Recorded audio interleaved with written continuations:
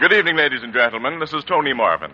Every week at this time, the Anchor Hocking Glass Corporation of Lancaster, Ohio, and its more than 10,000 employees bring you another adventure of Casey, crime photographer, ace cameraman who covers the crime news of a great city. Written by Alonzo Dean Cole, our adventure for tonight, Death in Lover's Lane.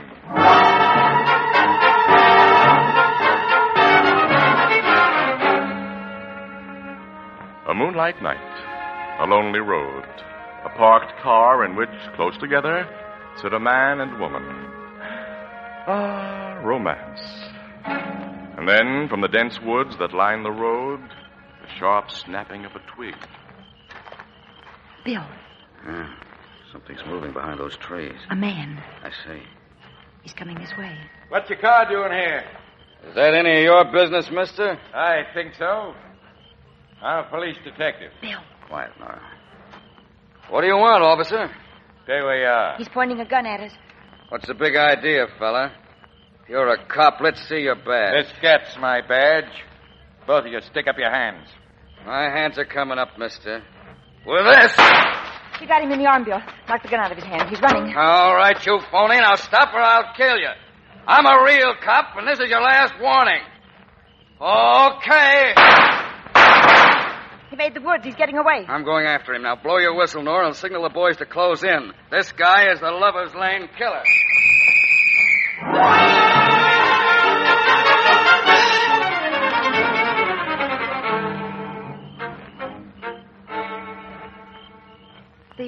The man got away from you in those woods, officer? Yeah, that's right, Miss Williams. But Nora Ryan, the policewoman who was working this trap with me, had a prowl car here in a few minutes, and they radioed the precinct station to have the woods surrounded. The guy can't possibly get away. I wish I was sure of that, Dino. Our guys have been searching those woods for an hour now and haven't found him. You should have shot him down when he started to run. Well, I'm sorry I didn't do a better job, Captain. Logan, why do you pick on Bill Dano? Why, Casey? Yeah. He and that policewoman have been laying traps for this Lover's Lane murderer ever since he began killing people 3 or 4 months ago. Well, the guy walked right into one tonight, and Dano and Nora Ryan sprung it on him hard. They did the best they could.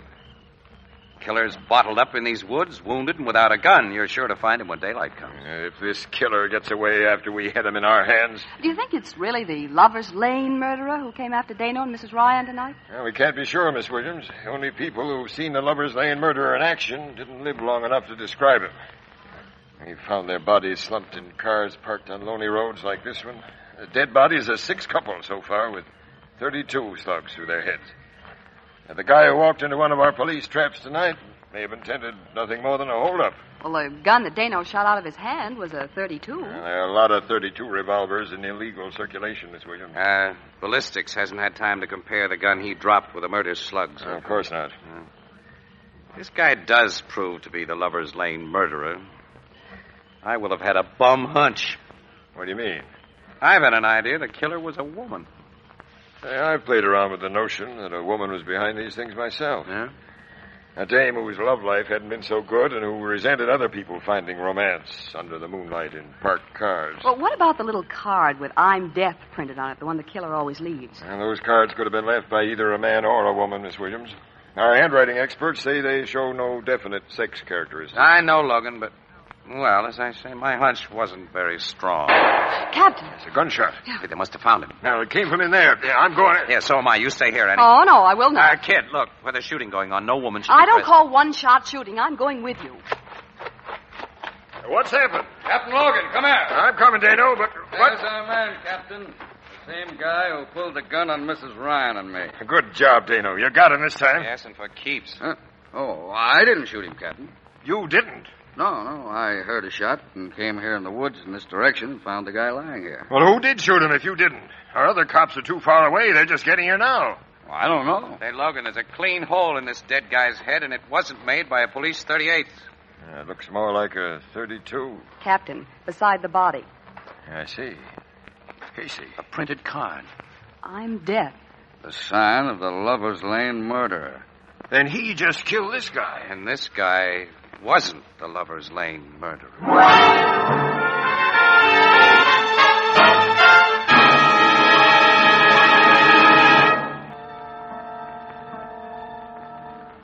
Logan, why be sore at your cops? When they heard that shot, they naturally did the same thing as you and Ann and I did. They investigated. And while all of them were making for this point where the shot came from, the killer who left that I'm death card was making his getaway. Oh, I don't think he's gotten away, Captain. He's still trapped in the woods. You'll get him. Or her. I've still got that little hunch about a woman being the killer. Now that the guy who tried to stick up Dano and Mrs. Ryan has been put in the clear by getting shot through the head, well, maybe I'm right. Huh? Is that I'm death card like all the others you found, Captain? Yeah, Miss Williams, they're all the same. And I think ballistics will say that the .32 slug found in this guy's head came from the same gun that killed those 6 couples. I'm betting the same way, Casey. And I have the same cockeyed theory you have about the reason for this latest killing. Now, Lover's Lane murderer, whether man or woman, must be a psychopathic case. And such people nurse terrific egos as well as terrific grudges. And he'd have gotten a kick out of shooting this man practically under the noses of you cops. Yeah, that's it, Miss Williams. And the shooting served a practical purpose, too. It drew most of the searchers to one point and enlarged the guy's chances for a getaway. Captain Logan, Yes, Sergeant? we've just found out the killer may have gotten out of these woods. What? There's an old dry culvert passes under the road on the northeast, and it's grown all over with bushes, but looks as if our killer knew about it and used it. That's just swell. I've learned something else, Captain. Maybe good news. That I'd like to hear. There's a half-crazy old guy lives in a cave in the hills just north of here. One of them hermits. Hates people, and he knows every inch of these woods. They say he especially hates young people, Captain. Huh? Hey, that sounds like a pretty good description of the Lover's Lane murderer, Captain. You say he lives in a cave, Sergeant. Yeah, the only name folks know the old guy by is Old Eve. We'll pay old Eve a visit right away. Captain Logan. Captain Logan. Who's calling? It's me, Phil Dano. Oh. Who's that with you? A little guy, a gentleman I met out near the Northeast Road. He's given me some very interesting information I think you ought to know about. I'm Clarence Butterworth, Captain. Professor Clarence Butterworth. I have a little summer place near here where I relax while the college is closed. I teach psychology at Sylvester Normal. Glad to know you, Professor. Now, Captain, if I may, like many other people of the neighborhood, I was naturally attracted by the large number of police cars and officers searching these woods tonight. And when I learned the reason for their activities, I introduced myself to this detective. Tell the captain what you told me, Professor. Yes, of course, Officer Dano. Captain, as one familiar with this section, I think I can suggest a suspect for your investigation. I've just been hearing about the hermit, Old Eve. If that's who... Yes. Old Eve, a pronounced misanthrope. A what? A hater of mankind. He would naturally fall under suspicion, but I don't think a creature of his limited mentality capable of successfully committing such a series of crimes. You see, Captain, I'm, if I may be permitted, I'm a student of crime. You are? Yes. As a professor of psychology, the subject of crime falls naturally into my orbit. Okay, who's your suspect? A woman. A woman? Yes, Mr. Casey's the name. Tell us about this woman. Of course, Mr. Casey. She's a person of considerable wealth, and in my opinion of strong psychopathic tendencies occasioned by an unhappy marriage. Her husband was, if this young lady will pardon me, something of a philanderer. Oh, hubby played around with other dames. Yes. According to neighborhood gossip, she surprised him in a parked car one evening with a young female person and attacked the two of them with a butcher knife. Fortunately, her husband was able to disarm her before he could do any great damage. He afterwards had her committed to a sanitarium for mental treatment, an institution from which she was released only 6 months ago, following his death. 6 months ago, Logan. Yeah, this thing checks in a lot of ways, Casey. Now, who is this woman, Professor, and where does she live? Her name is Mrs. Norma Julian, and she occupies a small estate about a half a mile northeast of these woods. That culvert's on the northeast, Captain. Sergeant, we're not overlooking any bets, so you take a detail and get that hermit, Old Eve, for questioning. And, Professor, I'll have you take me and Officer Dano to Mrs. Norma Julian. Also Miss Williams and me, Logan. Mm-hmm, definitely us, Captain. Okay.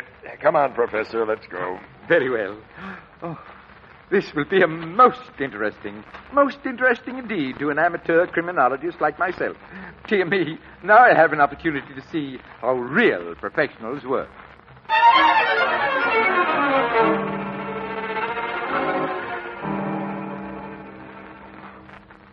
I'm Norma Julian. What do you policemen want? I've just been talking to your servants, Mrs. Julian. They say that you've been away from home most of the evening, that you returned only a few minutes before we arrived. I'm frequently away from home. What about it? Well, I'd like to know where you've been. It's none of your business. But I've been out walking. Alone? Alone. I prefer my own company. Did you meet anyone during your walk? I tried to avoid meeting anybody. Where'd your walk take you tonight? North of here, in the hills. You weren't south of here in the woods? No, I was not. Why? There are burrs in your skirt, Mrs. Julian, and those woods are full of burrs. There are plenty of burrs in the hills. What's the purpose of this questioning? And how dare you policemen bring that young woman into my house? Oh, me? Yes, you. You're the sort of woman that stole my husband, the kind that makes people say I'm crazy. You're the kind that just... Stop her, Dino. You're going to hit me with that vein. She's under control, Annie. I've got the handcuffs on her. Boy, she's crazy, all right. I'm satisfied she's the one we've been looking for. Take her to headquarters, men, and get the psychiatrist to give her a going over while I search this house for a .32 revolver. Yes, sir. Come on, Mrs. Julian. You're going to tell us. Dear me. What a violent woman. Professor, I'm very grateful to you for your tip. Well, I'm happy to have been of service, Captain. We amateur criminologists can serve a purpose, can't we? You served a double one tonight, Professor. Thank you. You made a little hunch of mine pay off. Hunch, Mr. Casey? Yes, I had a feeling that the Lover's Lane murderer was a woman. Captain Logan. Huh? Captain Logan. What are you doing here, Sergeant? I've got the Lover's Lane murder, sir. What? That is, we know who he is. We got him surrounded. What are you talking about? Yes, what do you Old mean? Eve, the hermit. I took a couple of men, went to arrest him like the captain instructed. When we got in front of his cave, he started shooting. Started shoot? It's already winged one of our men. I had to call in reinforcements before I came here to get your further instructions, sir. There's a regular battle going on at that cave. But why is the old fool putting up a fight? He's not the murderer. But he is, sir. When he started shooting at us, he yelled the words on them cards and kept on yelling them. He says over and over, I'm deaf, I'm deaf.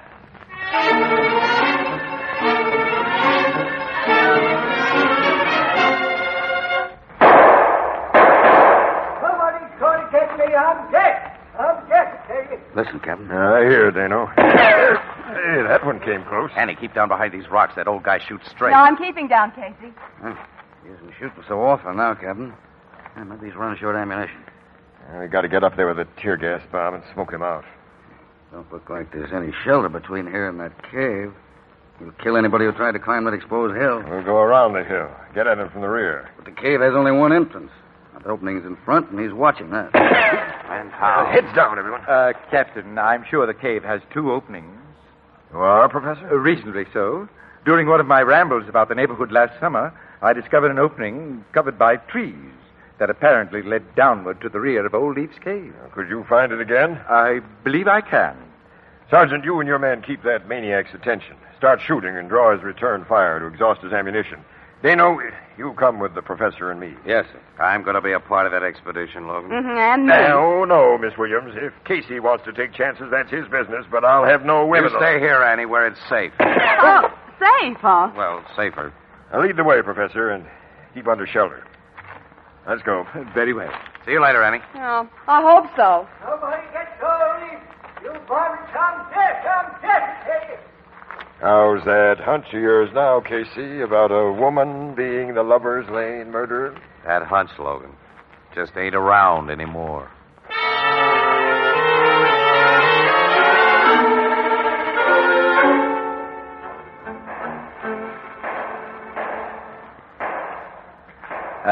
Here's the opening, gentlemen. Piece of the cave, Logan. Say, Logan, how are you going to work this thing? Drop in a tear gas bomb? No. Well, this hole's wide enough to squeeze through, so I'm going down. That old guy will put a rifle bullet right through you. Well, he hasn't returned a shot to our guys for a long time now, Casey. He may be out of shells. Anyway, he's being kept so busy watching his front door. It's a big chance, pal. Well, Dano will follow and cover me. So will I. You haven't a gun. So what? So you're nuts. Gentlemen, I think you're extremely foolhardy to venture in there. It's got to be done, Professor. Here goes. Dear me. This is exciting. Lie down, Dino. Come on and be quiet. There's a bend in the cave, and that nut can't see us from where he is. I'm with you, sir. Me too. I also. Professor. I simply couldn't miss this, Captain. And I know you won't let me get hurt. I'll keep quiet, then, and keep back. Come on, Dino. All right. Hey, Captain. Yeah? Look. There's the old guy now, crouching behind that barricade. His rifle's on the floor. He's out of ammunition. Hey, Logan, he's got something else in his hands. It's not a gun. It's a bottle. There you go. Stick up your hands, Eve. We got you. No, keep back, or I saw this bottle. It's full of nitroglycerine. Nitroglycerin? Oh, it's all a conjuration. I'm dead, I'm dead. Don't throw that. He's throwing it. Oh, it didn't explode. It was just a bluff. I got the thing, Logan. Stick it in your pocket, Casey. Give it to me later. Yeah, I'll do that. No, you. I clipped this old maniac with my gun butt. Sure did. He's out cold. Yeah, so is the professor. The professor? What's the matter with him? Yeah. Little guy fainted when he pitched that bottle. Well, I almost did myself. Yeah, you and me both, Dano. Well, maybe you guys think I took it easy. Oh, boy, he might have had the real McCoy in that bottle. But anyway, we finally got the Lover's Lane murderer. I hope.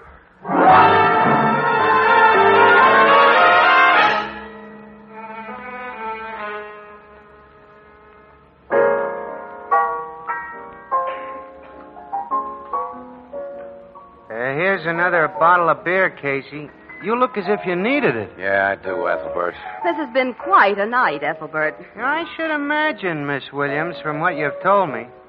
Is that crazy old hermit the real Lover's Lane murderer? We don't know. He's such a fruitcake, the cops don't get any sense out of him, even now that he's come to. We didn't go back to headquarters with him because I had to write my story, and Casey had a lot of pictures to get ready for the engravers. Yeah, I'll have to go to headquarters later and give Logan this bottle of nitroglycerin. Excitement, we both forgot about it. Is that the bottle of stuff the old guy threatened you with? Yeah. Looks like greasy dishwater or cold soup, doesn't it? You're sure it ain't real nitroglycerin, huh? Oh, if it was, pal, I wouldn't be here. When stuff like nitro gets thrown around, things blow up. I've heard it don't stand for rough treatment. That's right. Logan will want that little bottle of dishwater for evidence, I suppose. Oh, huh? sure. Cops always want everything. How about the woman, that Mrs. Julian, who was arrested first? She's another nut. The police are holding her. She may still turn out to be the killer, Annie. Oh, Casey, you certainly hang on to a hunch. I haven't a hunch about this thing anymore, or even an idea. You know, this has been a tough night. Well, it's not over yet, Casey. We've another job to do. You have? Mm-hmm. Yeah. City Desk wants a lot of personal dope on little Professor Butterworth. We're playing him up as the big hero of this evening's frolic, so we're going out to the sticks again and see him. He snapped out of his faint okay, huh? Sure. He was still kind of white around the gills when we saw him last. Well, come on, Annie. Let's get over it with and call it a day. Okay. So long, Ethelbert. So long. Hey, Casey. Huh? Take your bottle of nitroglycerin. Oh, thanks for reminding me. I wouldn't like it to explode sitting on my bar.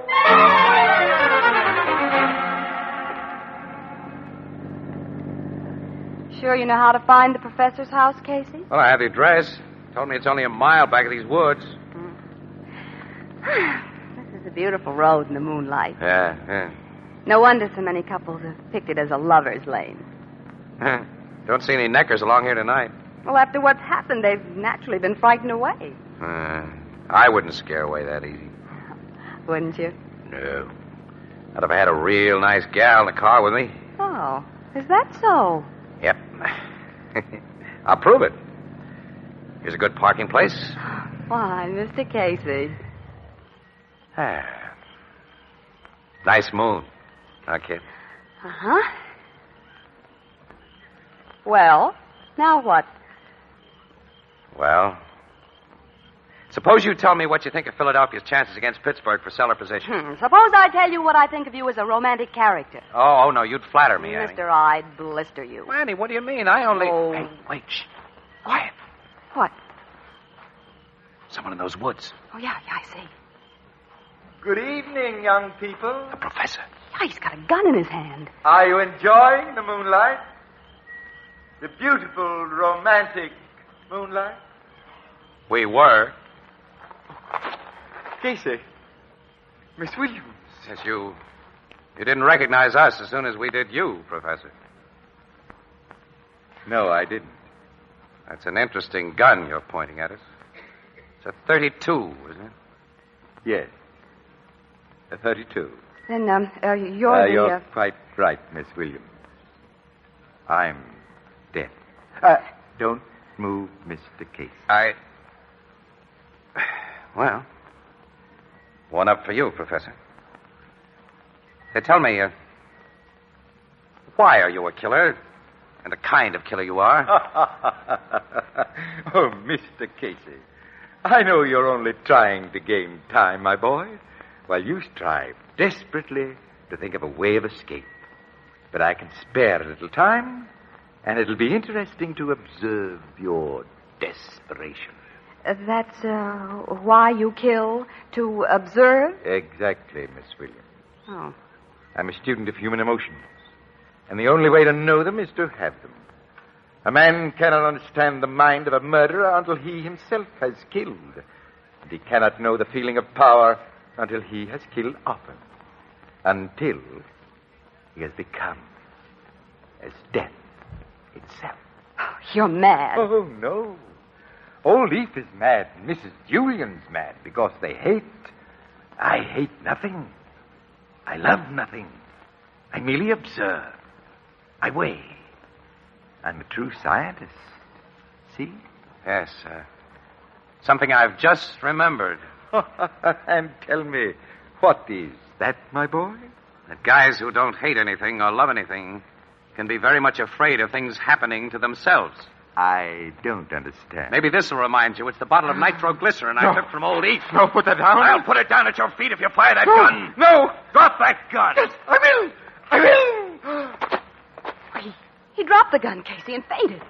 He's out cold again. And I've got his gun. Now, why did he fall for your bluff? He knew that bottle didn't explode before. How do I know what makes a madman tick, Annie? I didn't think he'd fall for that nitroglycerin gag. It was all I could think of, though. Hey, Casey, here comes a police car. Yeah, we'll flag it down. Get this guy under handcuffs. Hey, something, Casey. Casey, I thought we'd never find you. Hi, Logan. Hey, what are you doing here? For you, too? Your city desk told us you'd gone to the professor's house. When we found nobody there... Never mind about that, Sergeant. Say, here's the professor. Never mind about that, Logan. Tell me... Give me that bottle. Bottle? The one you took from old Eve. Huh? Oh, sure. Here it is. Catch. No! You take it, Sergeant, and wrap it up carefully. Yeah, I'll say I will. Wrap it up carefully. Yeah. Old Eve swears it's the real stuff, Casey. He told us how he made it. Yeah, the good Lord only knows why it didn't blow us all apart when he threw it. Must have just landed easy. That stuff? Is real... Nitroglycerin? Yeah, I recognize the soupy look of it now. No. Oh, Casey, I think I'm going to faint. Annie, move over. I'll join you.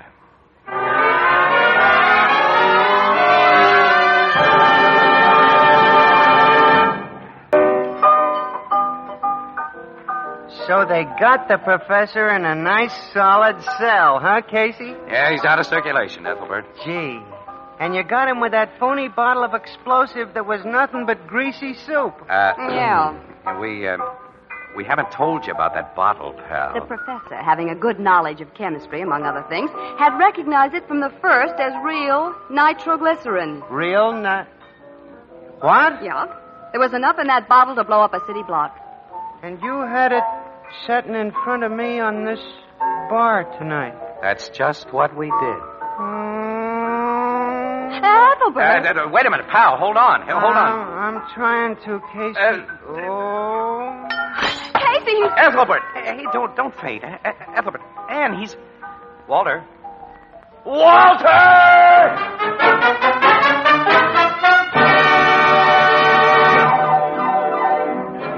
Crime Photographer, starring Stotts Cotsworth as Casey, is brought to you each Thursday by the Anchor Hocking Glass Corporation, makers of Fire King Oven Glass, Anchor Glass Containers, Anchor Caps and Closures, all products of Anchor Hocking, the most famous name in glass. Crime Photographer is directed by John Dietz. The original music is by Archie Bleyer, and the program features Miss Jan Miner as Anne and John Gibson as Ethelbert. Herman Chittison is the Blue Note pianist. This is Tony Marvin saying goodnight for the Anchor Hocking Glass Corporation of Lancaster, Ohio, with offices in all principal cities of the United States and Canada.